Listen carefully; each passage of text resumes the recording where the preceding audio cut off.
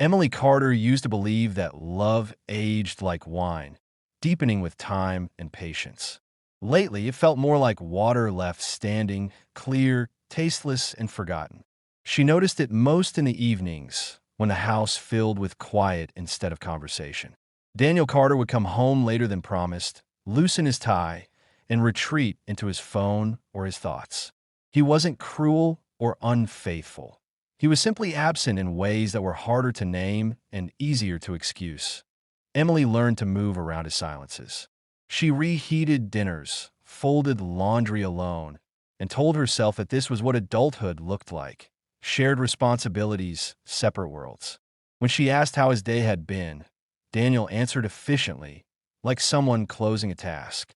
When she spoke about her own worries, he nodded, distracted, as if her words were background noise. She didn't argue. She had stopped arguing months ago when she realized that being right didn't make her feel less lonely. Lucas Miller entered her life without ceremony. He had been Daniel's friend since college, the kind of friendship built on shared history and unspoken loyalty. Lucas came by occasionally to watch a game, to help with a stubborn repair, to drop off something Daniel had forgotten. Emily noticed him because he noticed things. He asked how she was and waited for the answer. He remembered details she hadn't meant to share. He listened without interrupting, a simple courtesy that felt unfamiliar. There was nothing dramatic about their first real conversation. It happened in the kitchen while Daniel took a call in the other room. Lucas commented on a photo on the fridge, Emily at the beach years ago, laughing into the wind. "You look happy there," he said, not as an observation, but as a question. Emily smiled and shrugged, unsure why the moment unsettled her. She told herself it was harmless, that kindness didn't have hidden meanings unless you gave them one. Over the following weeks, life continued in its predictable rhythm. Daniel worked late. Emily filled her days with routines that left little room for reflection. Lucas appeared now and then, always polite, never crossing a line. Yet Emily felt the shift inside herself, a quiet alertness she hadn't felt in years. She found herself anticipating conversations that lasted a few minutes longer than necessary, noticing how Lucas's calm steadiness contrasted with Daniel's distracted energy. Emily tried to correct course. She suggested date nights, weekend walks, small rituals meant to stitch closeness back together. Daniel agreed in theory, forgot in practice. When plans fell through, he apologized quickly and promised better next time. Emily accepted the apologies because rejecting them felt like giving up, and she wasn't ready to do that. She told herself marriage went through seasons. She told herself patience was love. One evening, a storm rolled in unexpectedly. Rain rattled the windows, and the power flickered before cutting out completely. Daniel was stuck at work, delayed by traffic and deadlines. Lucas arrived with a borrowed generator, having texted Daniel first. Emily hesitated before letting him in, aware of the hour and the quiet house.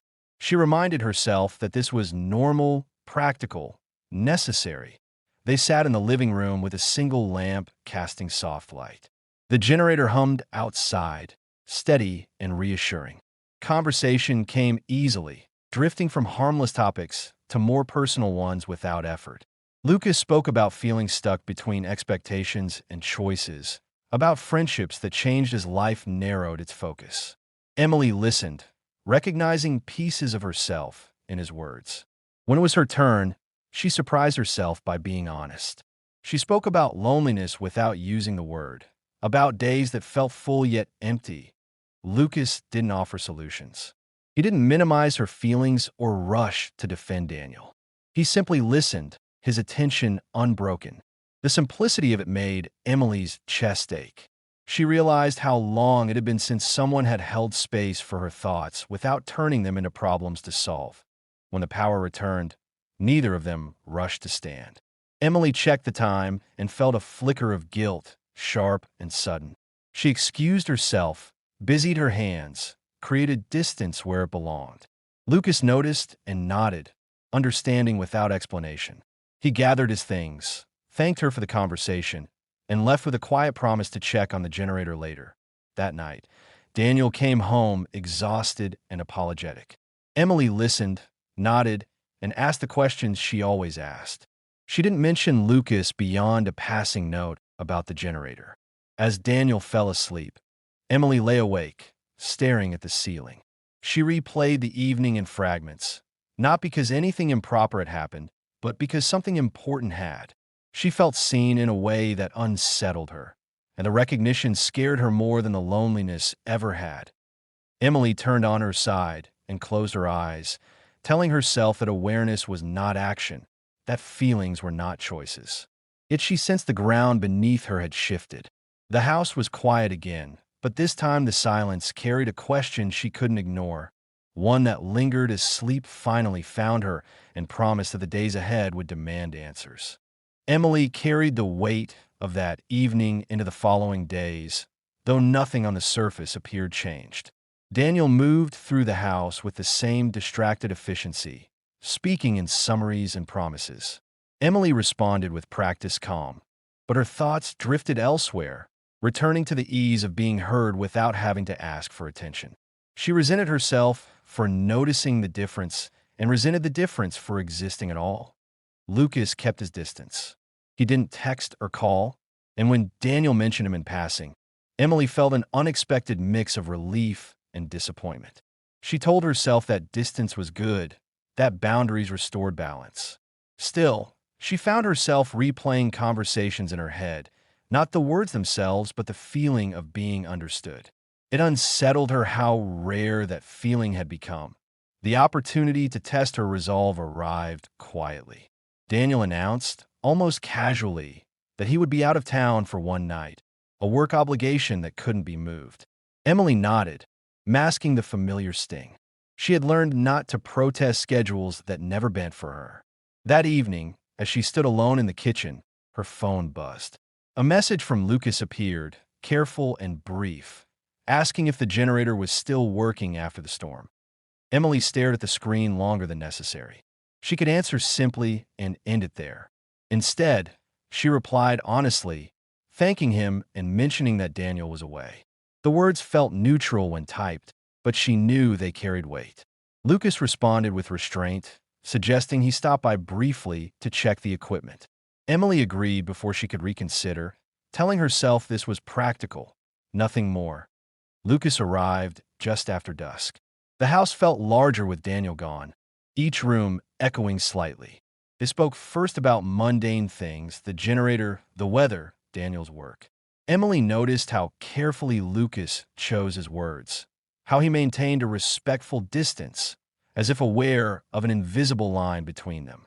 The caution made her trust him more, a realization that unsettled her. When the practical tasks were finished, neither of them hurried to leave. They sat at opposite ends of the table, the space between them both reassuring and charged. Conversation drifted again, this time toward the choices people made without fully understanding their cost. Lucas spoke about watching friendships fade when life demanded focus elsewhere. Emily admitted, quietly, that she missed feeling like a priority rather than an afterthought. There was no accusation in her voice, only fatigue. Lucas listened, his expression thoughtful rather than judgmental. He didn't defend Daniel or criticize him. He acknowledged Emily's feelings as valid without turning them into something dangerous. That balance made her feel safe, and safety, she realized, was a powerful thing. Hours passed without either of them noticing.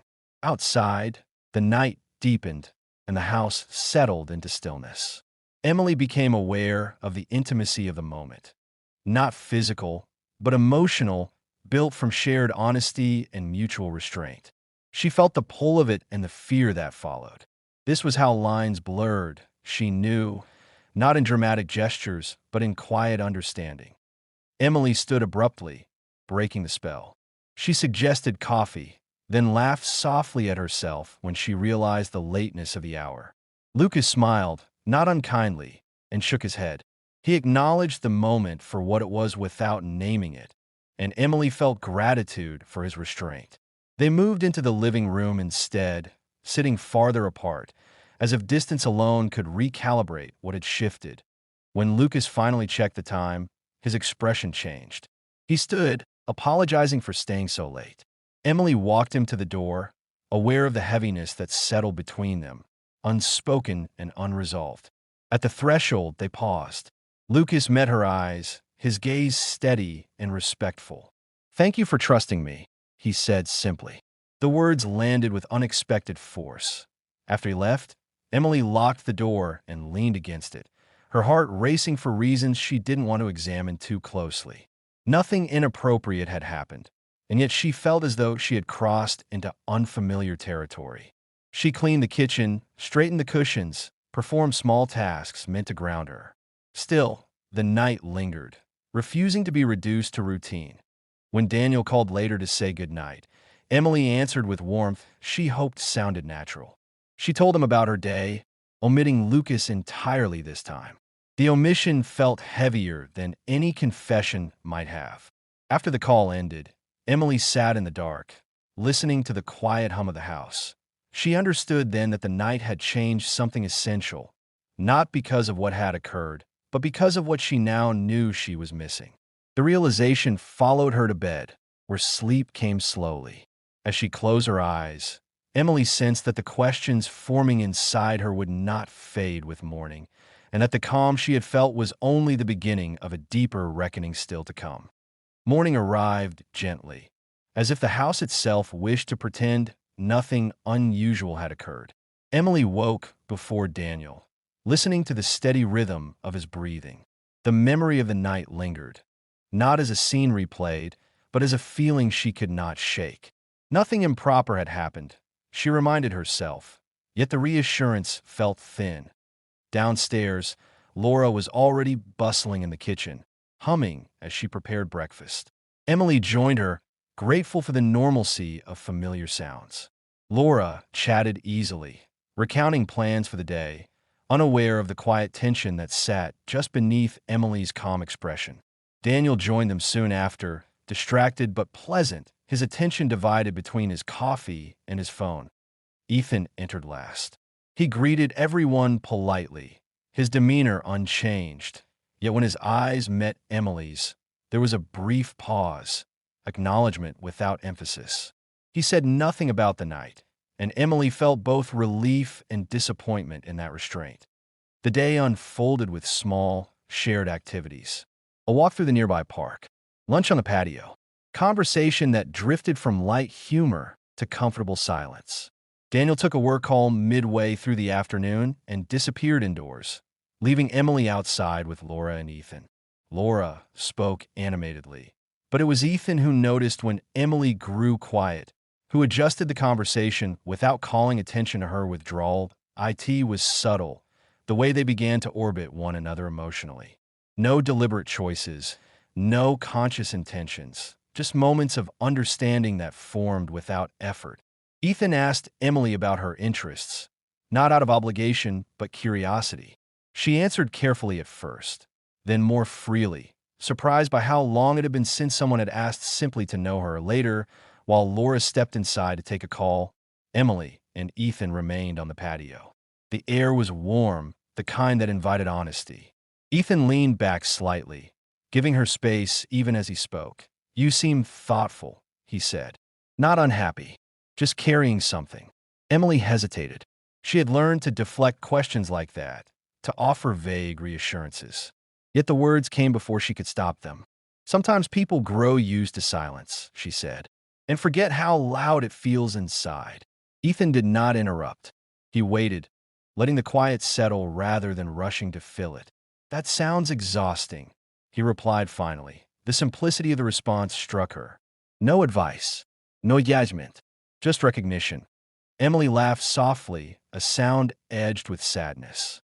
"It is." From that moment, conversation flowed with less effort. They spoke about missed expectations, about how easily time reshaped relationships without asking permission. Emily was careful not to mention Daniel directly, but the absence was implied in every carefully chosen word. As the afternoon faded, Emily felt an unfamiliar pull, a desire to continue the conversation, to linger in this space where she felt understood. The realization unsettled her. She reminded herself of who Ethan was, of the boundaries that mattered, of the marriage she still occupied even if it felt hollow. That evening, Daniel announced he would be working late again, retreating to a quiet corner of the house. Laura excused herself early, tired from the day. Emily found herself alone in the living room, flipping through channels without interest. When Ethan joined her, he kept a respectful distance, sitting at the opposite end of the couch. They talked quietly, careful with their words.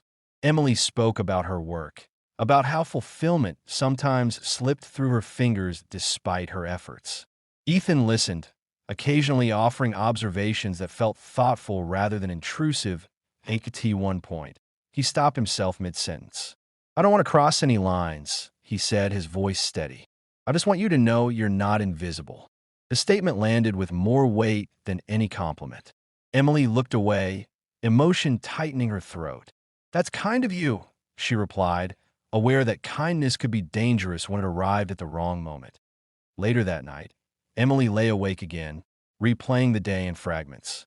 She recognized the shift within herself, the subtle leaning towards someone who made her feel heard.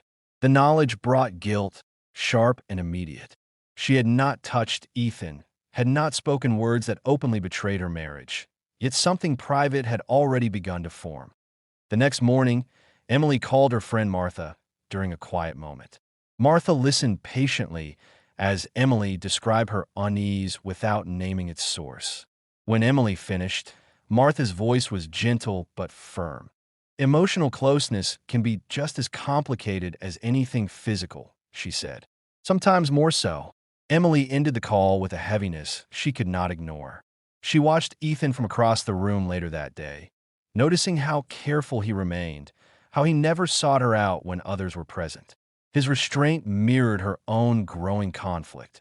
Before they left Laura's house, Ethan approached Emily briefly in the hallway. "I enjoy talking with you," he said simply, "but I respect your life as it is." She nodded, grateful and unsettled all at once. "I do too." As Emily and Daniel drove away, the distance between them felt unchanged, yet Emily herself felt altered. She understood now that the most fragile boundaries were not physical at all, but emotional, crossed quietly without witnesses, and as the road stretched ahead, Emily wondered whether recognizing the line was enough to keep her from stepping further, or whether awareness only made the temptation harder to resist. Emily chose her moment carefully. It arrived on an ordinary evening, after dinner plates were cleared and the television murmured unanswered questions into the background. Daniel sat on the couch, scrolling absently, while Emily stood near the window, watching the last light drain from the sky.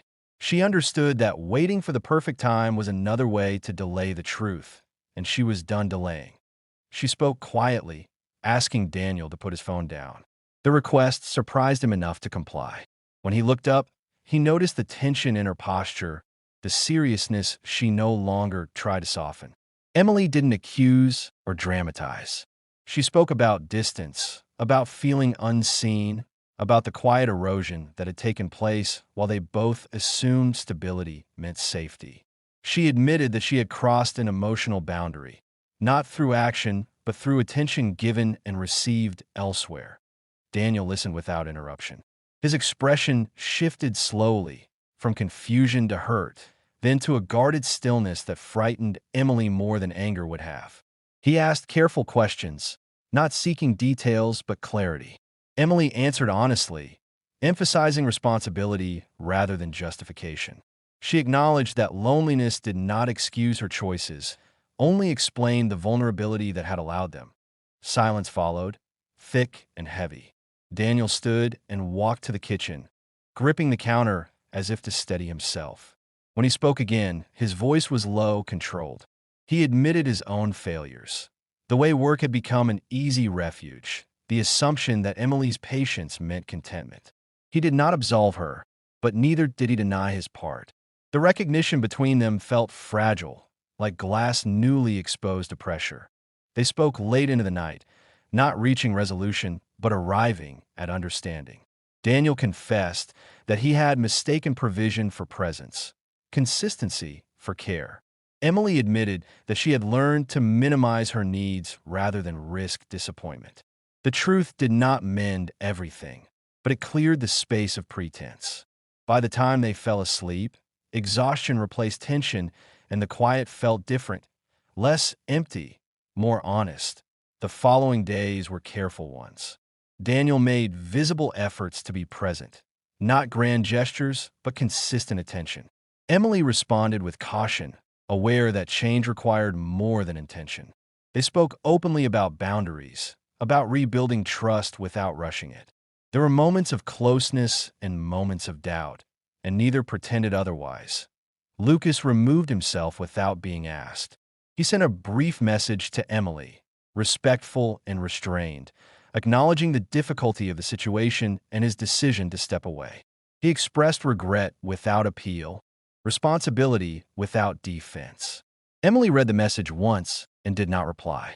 The closure was quiet but necessary, a final recognition of a line that had been approached and then reinforced. Time passed, measured not by milestones but by effort. Emily and Daniel began counseling, confronting patterns they had avoided naming. Some sessions were painful, others clarifying. Emily learned to articulate her needs without apology. Daniel learned to listen without distraction. Progress was uneven, but it was real. One evening, weeks later, Emily sat alone on the porch, reflecting on how easily lives could tilt under the weight of unmet needs. Daniel joined her, offering a cup of tea, sitting close without crowding. They watched the streetlights flicker on, the ordinary world continuing around them. Emily felt a cautious hope, grounded not in certainty, but in commitment. She understood now that love was not preserved by silence or endurance, but by presence and accountability. The night that had once felt like a quiet turning point had become a lesson rather than a destination. Emily did not know exactly what the future held for her marriage, but she knew she would face it awake, attentive, and honest. As the evening cooled, Emily rested her head briefly against Daniel's shoulder. It was a small gesture, tentative but sincere. The story of that night no longer pulled at her with unresolved tension. Instead, it stood as a reminder that awareness demanded action, and that choosing truth, however uncomfortable, was the only way forward.